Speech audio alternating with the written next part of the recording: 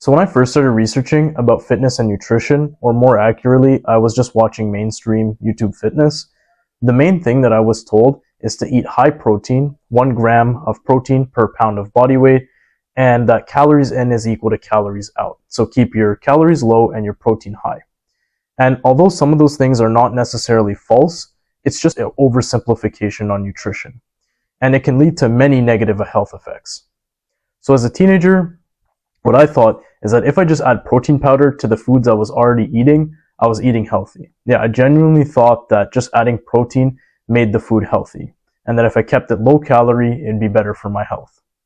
But again, that was a gross oversimplification, and it led to many negative effects like my energy levels being low, I had low body weight, I had low muscle mass, and I was even on the lower end of what my testosterone should have been.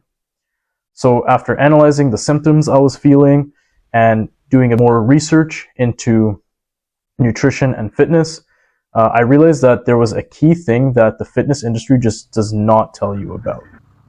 And by improving what I'm about to tell you, I was able to have a better body composition, I was able to increase my energy levels, and I was even able to increase my testosterone. So the thing that I'm talking about is simply having a nutrient-dense diet by eating your micronutrients. So I'll give you a very brief explanation on what micronutrients are. They're essentially like the essential vitamins and minerals you've probably heard of that your body needs to function. And so the reason that you need to care about this is because they have roles in like every part of your body. And so if you have deficiencies, meaning you don't have enough of these micronutrients, it can sabotage your overall health and things like, your hormones, your muscle gain, your energy levels, and much more. So it's very relevant. And you don't want to be deficient in any of them. It's not like, although some play a bigger role than others, like throughout the body, you don't really want to be deficient in any of them.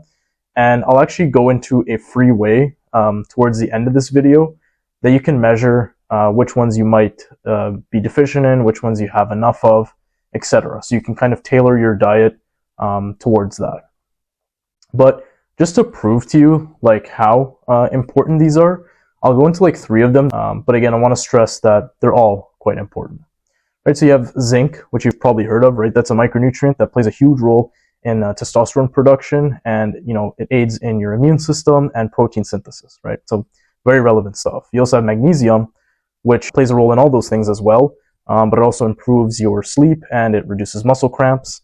You have vitamin D, which again, you'll see a theme here. They all they play a role in your overall body's function, but it also helps with your bone density, and there's many other things. Like, for example, when the winter starts and the sun goes down, you often hear about seasonal depression, and part of that is because people are not in the sun as much, and so they're not getting enough vitamin D, because vitamin D plays a huge role in your mood and your cognitive function.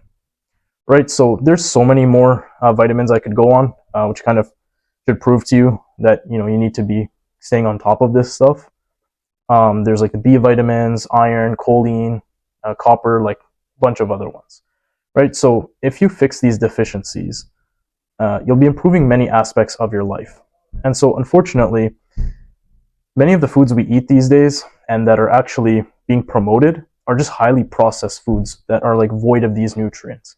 Right, so I want to give you like a general basis of what you can do to have a micronutrient dense diet, and that's simply eating a variety of whole foods. For the most part, that will do wonders in fixing your health, but I also want to give you a free way that you can check how much of each nutrient you're getting. And so that's going to be with an app called Chronometer. I'll put up the symbol here, but in a bit I'm actually going to go into the app and show you like a sample diet. And so it's very similar to MyFitnessPal that you hear about all the time, but it's like so much better because you can actually not just track calories, protein, carbs, fat, but you can actually track the micronutrients that are in the foods, and it's all for free. Here is the Chronometer app that I was discussing earlier. So this is the web version of it. However, you can get this on your phone as well, and it's basically the same thing. So over here, just like MyFitnessPal or other tracking apps, it shows you the calories as well as the carbs, fats and protein, but it actually goes more in depth into what you actually need from them.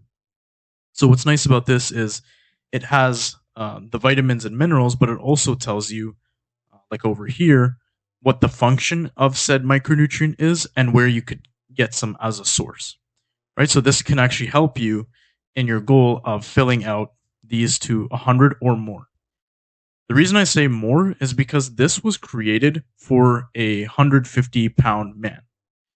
And the thing is, if you're working out, you should weigh more than that, as well as you probably sweat quite a bit and use up quite a bit of energy and other processes in your body that would require you to have a higher intake need.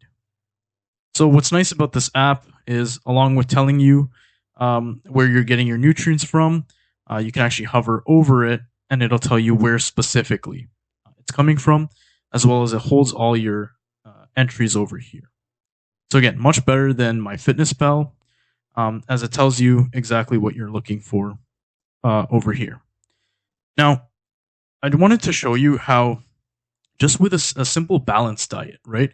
I made sure to include things from multiple food groups. And you can basically, with a 2,800 calorie diet here, you can fill up most of the micronutrients. Supplementation is a route that you can take. However, I would kind of stray against it because a lot of micronutrients work synergistically. And in food, these are generally found in the proper ratios. Furthermore, it's very doable to do it through whole foods. And then on top of that, you get quite, for the most part, you get a lot of bioavailable micronutrients. For example, in vitamin A, this says that a source would be liver or dark leafy vegetables.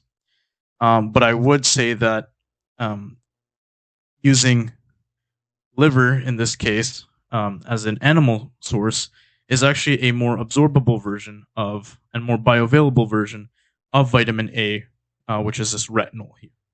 Right. So my point is, stick to whole foods and only for things like vitamin D, which can be a little bit hard to get from your diet. If you see here, it's the salmon that's actually covering most of the requirement, as well as the fact that vitamin D you get from the sun. And so with sedentary lifestyles or lifestyles where you have to stay indoors, it's not always easy to get vitamin D. So supplementation, you can do it, but in general, I would try and get as much as you can from whole foods.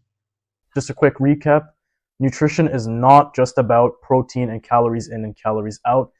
It's an oversimplified way to kind of market foods to you, like protein bars and protein shakes and low calorie, alternatives that just have a bunch of fake sugar in them. The issue with that is that for the most part, they are void of nutrients.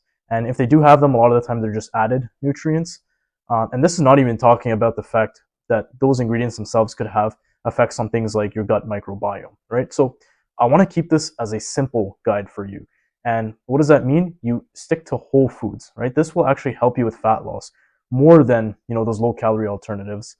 Like I said, you can track your diet for a prolonged period of time, but then after that, once you get an idea of how to eat, I suggest you just kind of eat intuitively, because it can be quite time consuming to be tracking everything. And frankly, you probably have other things to do as well in your life. So I hope this simple guide was useful. And in the future, if there are more videos about nutrition that you'd like me to get into, because trust me, I have a lot more that I would want to talk about, I can make a separate video for that. Other than that, I'll see you guys in the next one.